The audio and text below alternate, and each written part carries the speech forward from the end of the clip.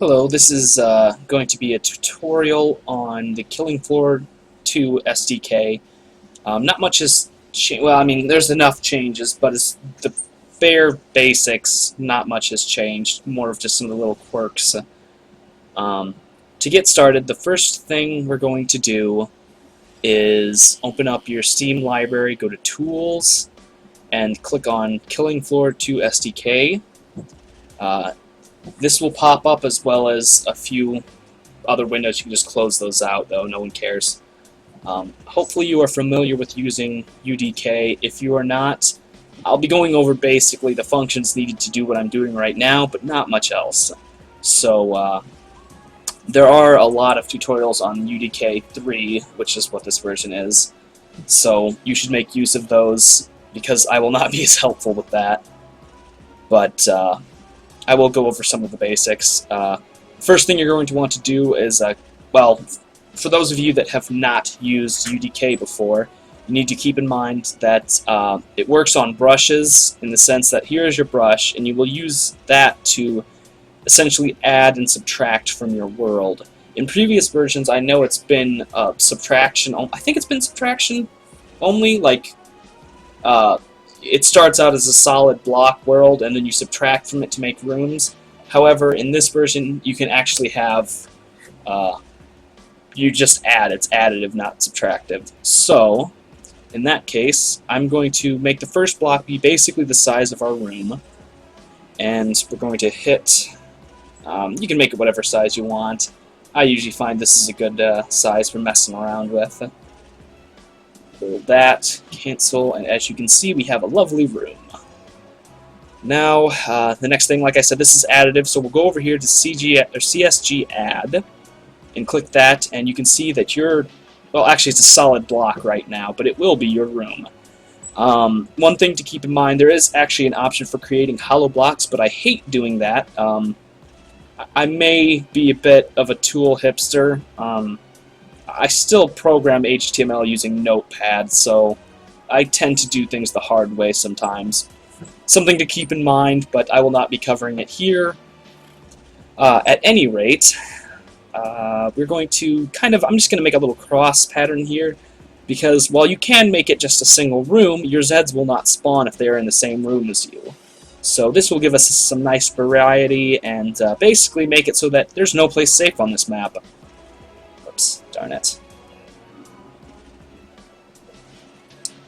Just kind of give it a little space so I can have some hallways in between there. I said it was bare bones. I didn't say it'd have to be boring. Let's see, right there, and I think that about does it. Yep. As you can see, we have our little rooms here, and kind of make some hallways here to connect them. Once again, this is just the outside, but you'll carve out the inside later.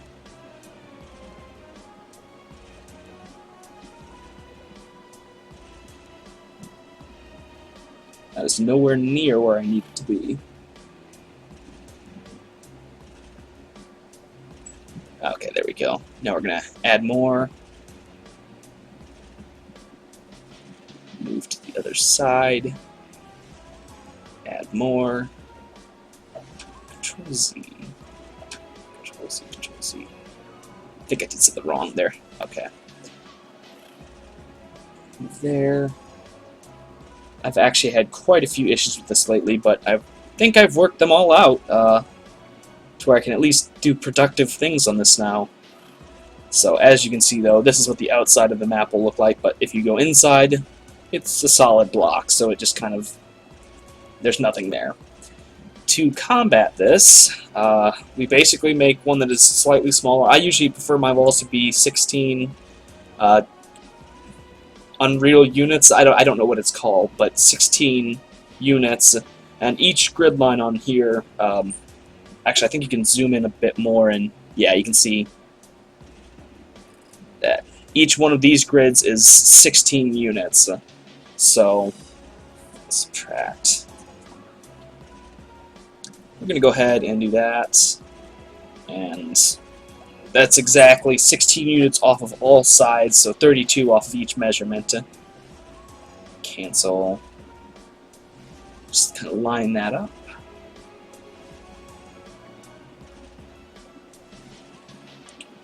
As you can see, it is now in the middle. Subtract, and if we go on the inside, you have an empty room. Beautiful. The next thing we're going to want to do is obviously do the outside rooms, but unlike the inside room, for these, after we subtract, we're going to go into volumes, right there, that's how you do your volumes, and add a spawn volume. This is where our Zeds will spawn. They will not spawn in the same room, as I mentioned previously, so that is why only the outside rooms have them. Actually, technically speaking, I could add one to every room and Zeds would still spawn, but this will just kind of, I don't know, add some interesting take to the map, because there's obviously not every spot is spawnable for Zeds in any game. So, but obviously, do that. Spawn volume. Now we're going to move it over here.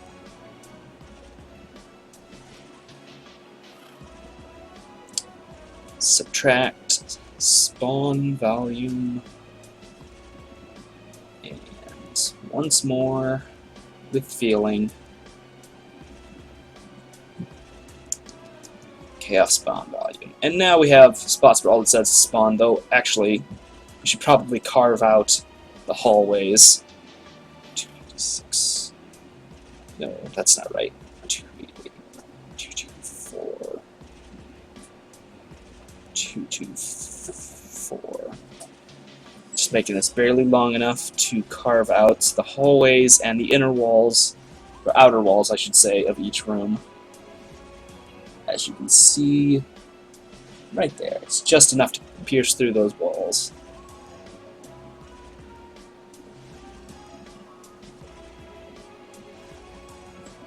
Do the same thing for the vertical ones, same measurements, mixed up a bit. There's probably a rotate button, but once again, HTML, Notepad, etc.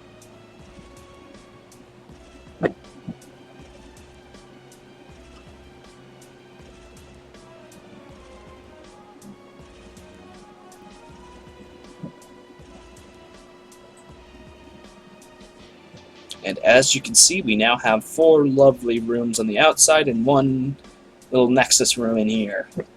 So, the next thing, this isn't strictly necessary for a bare bones map, but I feel like I should go over it. You'll want to go right-click, well, select one of the surfaces and right-click, select all surfaces. I will not, I mean, you can select individual ones. I will not be going over that, though. So, that's just food for thought for later. Instead, there aren't a whole lot of usable materials in this. There's a lot of materials that the game uses. However, most of these are things like you've got the shotgun shell, the 3D glasses. I'm not quite sure how this works, but basically things that you can't really texture with. Or if you did, it would look very strange. So that being said, I'm going to go ahead and fully load this and just kind of use the building quad material. You select it, right-click, and apply material. And as you can see, all surfaces now have that material. The best way to go about doing this normally is to import your own materials. However, I will not be covering that. It's a pretty easy process, though. Takes a little getting used to the material editor, but it's actually kind of fun in my opinion. So, a lot of playing around, getting the best shader look for it. But that being said, you now have textures, which is very lovely. And the next thing we want to do is add the trader pod. GP trader. I think I saw the package around here somewhere, but the easiest way to find this is to enter in GP trader. You'll get this archetype here, and find package, and it leads you to this package, which is not fully loaded, so you cannot see the other one. Once you have it fully loaded, you can add the trader pod, which is right there. And close out of that, kind of center it here. Once again, it's bare bones, but it doesn't have to be crap. And as you can see, this is the trader pod used in-game, but by itself, it will do absolutely nothing. It will sit there like a useless piece of rock. So, to fix that, we're going to do View, Browser Windows, Actor Classes. Underneath here, you have all of your actors, things like triggers, lights, all the goodies. I mean, this is one of the funnest spots in the editor.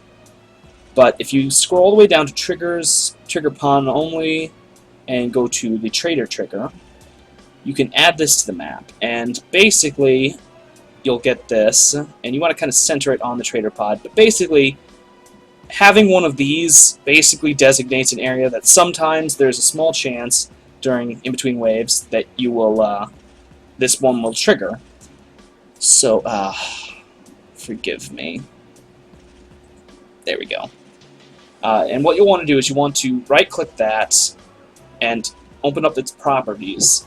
From there, you lock it and select another one, and you can then click this little green arrow. And what that basically does is that if this trader zone right here is selected in between waves, it will cause the model that we just put down to trigger, and it will then open up and be all pretty and stuff.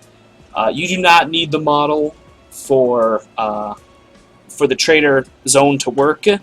Like if I just put this zone, it'll work just fine. You can set that trigger up to about anything, I think.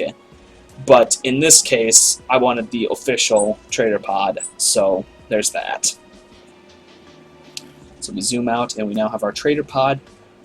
Next thing we can do is just add some path nodes, and the path nodes will basically, well, they're path nodes. They tell things where to go. In the most obvious case, they have a tendency to lure Zeds to you. Basically, they will follow these nodes until they get to a position where they can actually see you, at which point they will abandon the nodes and follow you. They also control, like when you're in between waves, when there's that arrow pointing you to the trader pod, that is following path nodes. There are specialized path nodes. I will not be going over them because I have no idea how to use them. I will just be using the default path node, which is located under actors, well, add actors, and we scroll down. You can see that there's KF, there's a few KF path nodes, but we don't want those right now because they're funky. Instead, we're just going to add this lovely little apple here, and kind of bring it into the middle of the room. Then we're going to Control C, and oh, did I just, yeah, paste it, and bring one to the middle of the room. And basically, you need one in every place that you want the Zeds to be able to reach.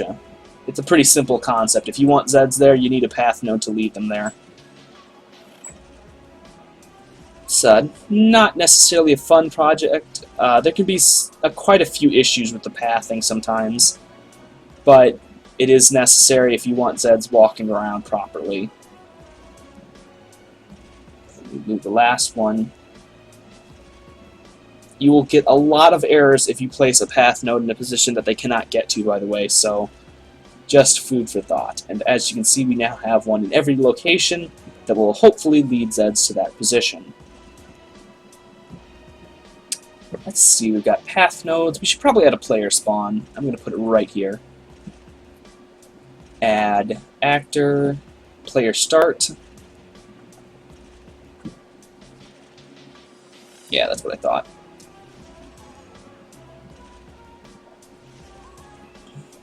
Select that, bring her on down here. Oops. If you bring it too low, it will not recognize it, so make sure that it is not a black square. Okay, and as you can see, the arrow is already pointing towards the door. You can kind of see that right here. However, if it's pointing in a different direction, you can use the rotation tool to change that direction. Kind of nice. So we have our player spawn, we've got pathing, we've got the trader spawn, and we have the Zed spawn. So what we need next is, well, lighting. You don't actually need the lighting, but let's be honest, lighting is the prettiest part of the map. Let's not skimp on it. So, to add lighting, if you're familiar with this, this should be no issue to you. But we're going to do add actor and add light point. Once again, people familiar with this should know what this is. If you are not, though, this is the point light, which is basically a light that shines in every direction around it. Complete 360 shine, as you can kind of see. There's also like point lights and directional lights, but for the most part, this will do The other ones are not necessary for a bare bones map. And you can use the resizing tool to change exactly how bright this light, well, not how bright, but how far the light shines. Then we're going to copy and paste, and kind of move that out of there. Once you have it out of there, you don't have to do this, I will though. Change the light color to, you know what, I've been doing red for a long time now, let's do some purple. Purple's where it's at, yo. And as you can see, that is our purple room. And control paste.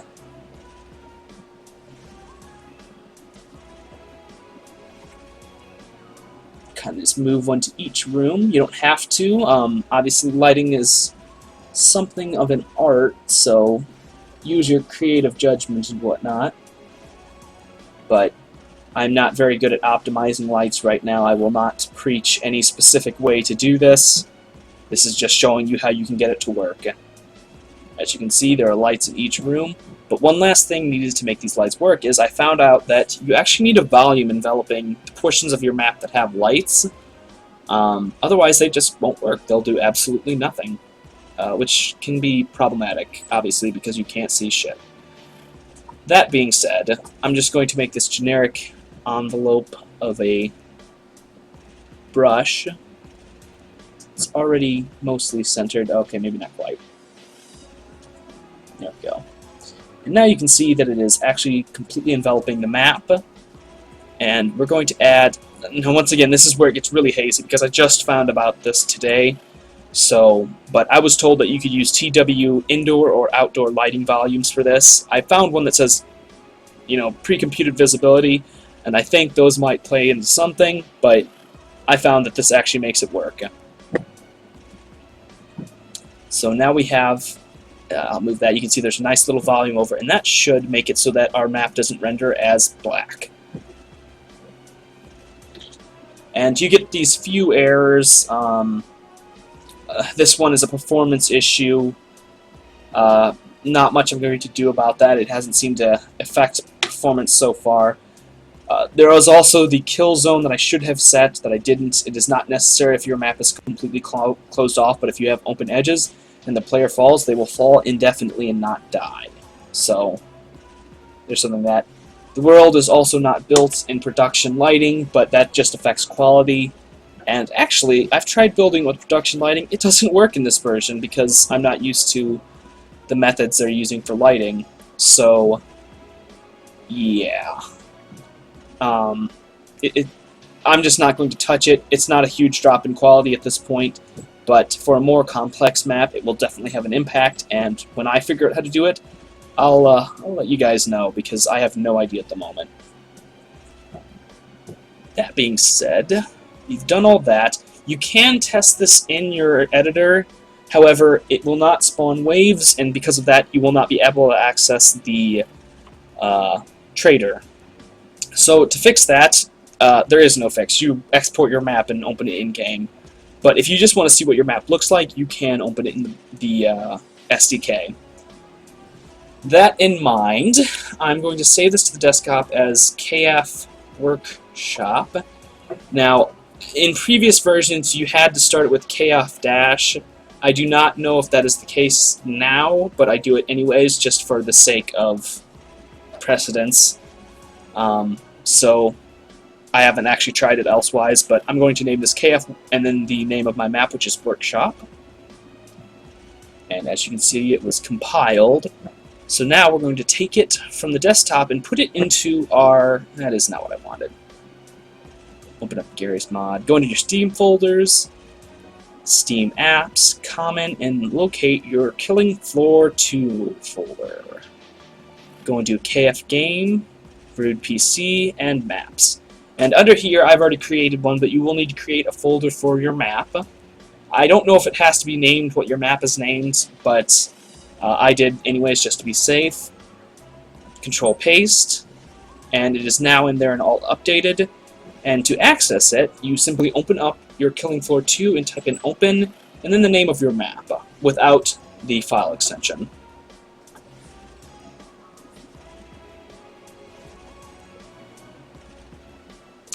Now, as you can see, it has loaded, and we are playing it, but it will not show up on the map list. That is just a heads up. That is why we have to do it that way. And hopefully everything worked out fine. I didn't get any pathing errors, so that's good. Let's see here. Everything looks all pretty. There's dead people walking at me. Semi-dead? Whatever.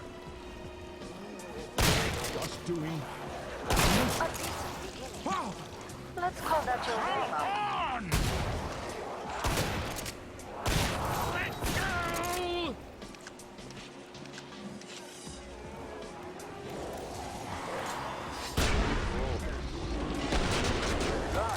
I can reopen the treasure pod. Okay, and as you can tell, they were walking towards me. If there's a problem with your pathing, even if you don't get errors and you notice that Zeds are simply standing still doing nothing until you walk up to them, that means that the pathing is broken and they can't find their way to you because, obviously, the pathing is broken. Also, you can see that little arrow pointing towards the trader post, which means that it is working fine, so it looks like everything worked reasonably well. Yeah, that's all you need to make a bare bones map. Obviously, this is complete crap. But hopefully you can do something more interesting, and hopefully this cleared up any issues that you may have had getting started. I do appreciate you watching this, so thank you. And hopefully I'll create a few more tutorials once I'm a little more familiar with the whole process, but I think this is enough to at least get people started. So.